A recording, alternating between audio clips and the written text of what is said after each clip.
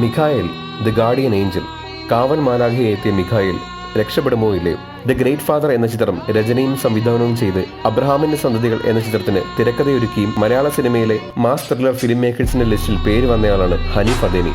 ഹനീഫ് അദേനി രചനയും സംവിധാനവും നിർവഹിച്ച് ആൻഡോ ജോസഫ് നിർമ്മിച്ച ചിത്രമാണ് Mikhael. Youth star Nivin Pauly title റോളിലെത്തുന്ന ചിത്രം ഒരു മുഴുനീള ആക്ഷൻ ചിത്രമാണ്. ചെറിയ സന്തോഷങ്ങളും കുടുംബ പ്രശ്നങ്ങളും ഒക്കെയായി പോകുന്ന ഡോക്ടർ മൈക്കിളിന്റെ ജീവിതത്തിലേക്ക് പെട്ടെന്ന് ചില പ്രശ്നങ്ങൾ വന്നു ചേരുന്നു.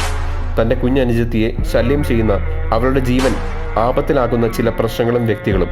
അവയെ ഒരു കാവൽ മാലാഖയെ പോലെ നേരിടാൻ ഡോക്ടർ മൈക്കിൾ ജോൺ തീരുമാനിക്കുന്നു. പിന്നീട് അങ്ങോട്ട് doctor Michael, Jennifer, George Peter, Marco junior എന്നിവരുടെ കഥയാണ് മിഖായേൽ പറയുന്നത്.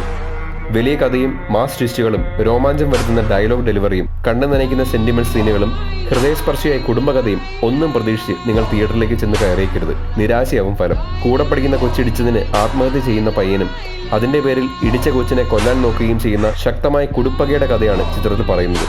വർഷങ്ങളുടെ ഗ്യാപ്പ് കാണിക്കാൻ താടിയും മീശയും എടുത്താൽ മതിയെന്ന പഴയ കണ്ടുപിടുത്തം ഈ ചിത്രത്തിലും കാണിച്ചിട്ടുണ്ട്. മാസ് ഹീറോ എന്നാൽ വണ്ണമുള്ള ഹീറോ എന്നായിരിക്കുമോ സംവിധായകൻ ഉദ്ദേശിച്ചത് എന്നും ചിത്രം കണ്ടാൽ സംശയം തോന്നും. ചിത്രത്തിന്റെ തുടക്കത്തിൽ സ്വർണ്ണക്കടത്തും അന്വേഷണ ഉദ്യോഗസ്ഥനായി കിഷോർ സത്യ അവതരിപ്പിച്ച മാസ് പോലീസ് ഓഫീസറുടെ കൊലപാതകത്തെക്കുറിച്ചുമൊന്നും പിന്നീട് അങ്ങോട്ട് പറയുന്നതേയില്ല. മനുഷ്യന്മാരിലെ ചിലപ്പോൾ മറന്നുപോയതായിരിക്കും. ഡോക്ടർ മൈക്കിൾ ജോൺ എന്ന നായക കഥാപാത്രത്തെ അവതരിപ്പിച്ച നിവിൻ പോളി ഒരു ആക്ഷൻ ഹീറോ എന്ന നിലയിൽ മികച്ചു നിന്നിട്ടുണ്ട്. എങ്കിലും മാസ് ആക്ഷൻ ഹീറോ ആയി വന്ന താരത്തിന് വണ്ണമൽപ്പം കൂടിപ്പോയോ എന്നൊരു സംശയം പല രംഗത്തും തോന്നി. പെർഫോമൻസ് ലെവലിൽ നല്ല കുറച്ച് നിമിഷങ്ങൾ നിവിൻ പോളി കാഴ്ചവെച്ചിട്ടുണ്ട്. വില്ലൻ കഥാപാത്രത്തെ അവതരിപ്പിച്ച സിദ്ദിഖ് പതിവ് പോലെ ഈ ചിത്രത്തിലും മികച്ചു നിന്നു. കുറെ കാലങ്ങൾക്ക് ശേഷമാണ് സിദ്ദിഖ് ഒരു വില്ലൻ കഥാപാത്രമായി എത്തിയത്. മരണം വരും ഒരു നാൾ എന്ന ക്രിസ്തീയ സംസ്കാര ശുശ്രൂഷയുടെ ഗാനം വളരെ നല്ല മൂഡിൽ തന്നെ അദ്ദേഹം ചിത്രത്തിൽ ആലപിച്ചിട്ടുണ്ട്.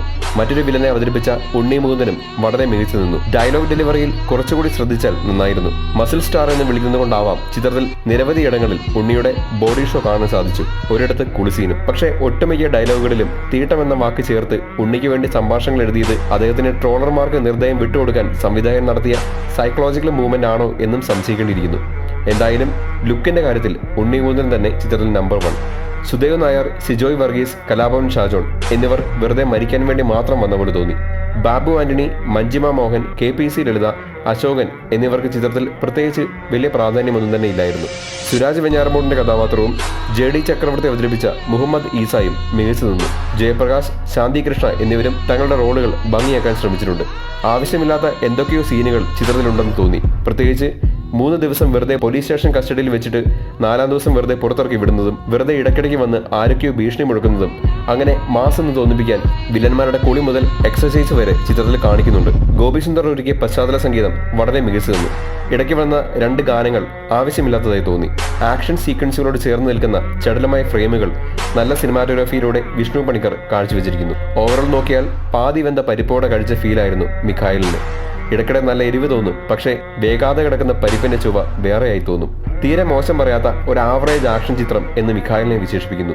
ബാക്കി കാണുന്നവർ കണ്ടു തന്നെ തീരുമാനിക്കുക. നിങ്ങളുടെ ചിത്രത്തെക്കുറിച്ചുള്ള വിലയേറിയ അഭിപ്രായങ്ങൾ ചിത്രം കണ്ടിട്ട് കമന്റിൽ രേഖപ്പെടുത്തുക. കൂടുതൽ സിനിമാ വിശേഷങ്ങൾക്കും റിവ്യൂസിനുമായി സബ്സ്ക്രൈബ് ചെയ്യൂ മൂവി ഡാസിൽസ്.